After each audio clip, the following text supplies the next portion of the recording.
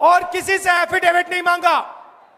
कुछ दिन पहले बीजेपी के लोग प्रेस कॉन्फ्रेंस करते हैं, उनसे कोई एफिडेविट नहीं मांगा। हलफनामा देना होगा या देश से माफी मांगनी होगी, तीसरा विकल्प नहीं है। अगर 7 दिन में हलफनामा नहीं मिला तो इसका अर्थ ये सारे आरोप निराधार हैं। इलेक्शन कमीशन ने मुझसे एफिडेविट मांगा और किसी से एफिडेविट नहीं मांगा। कुछ दिन पहले बीजेपी के लोग प्रेस कॉन्फ्रेंस करते हैं, उनसे कोई एफिडेविट नहीं मांगा। मुझसे एफिडेविट मांगा, कहते हैं कि आप एफिडेविट दो कि आपने जो हमें कहा, आपने जो डेटा रखा है वो सही है। उन्हीं का डेटा है, उन्हीं के आंकड़े हैं, मुझसे एफिडेविट मांग रहे हैं। हमने उनसे सीसीटीवी जो वीडियोग्राफी है वो मांगी, मना कर दी। सबसे बड़ी मतदाता सूची हमारे पास है, लगभग 90 करोड़ से 100 करोड़ के बीच में।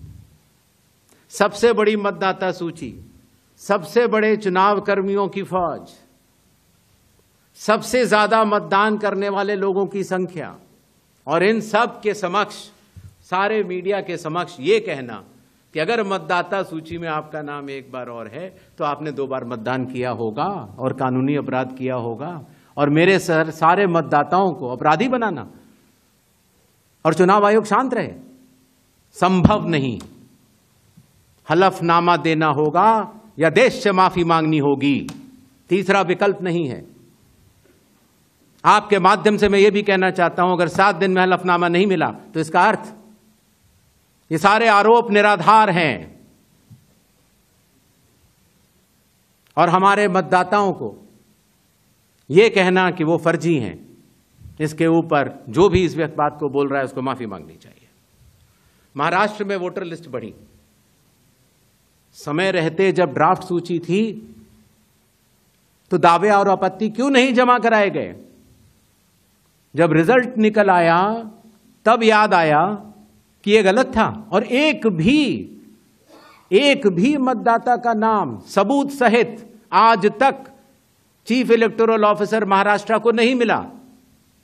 चुनाव हुए 8 महीने हो गए। महाराष्ट्र में क्यों नहीं उच्चतम न्यायालय में चुनावी याचिका दायर की गई?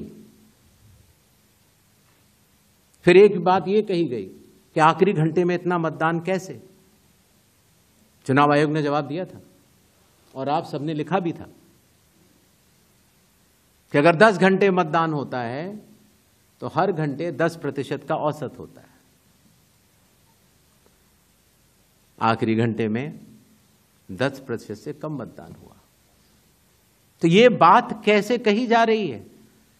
ऐसा नहीं होता कि किसी भी बात को अगर आप 10 बार बोलते रहें, 20 बार बोलते रहें तो सच हो जाए। सच सच होता है और सूरज पूरब में ही उगता है, किसी के कहने से पश्चिम में नहीं उगा।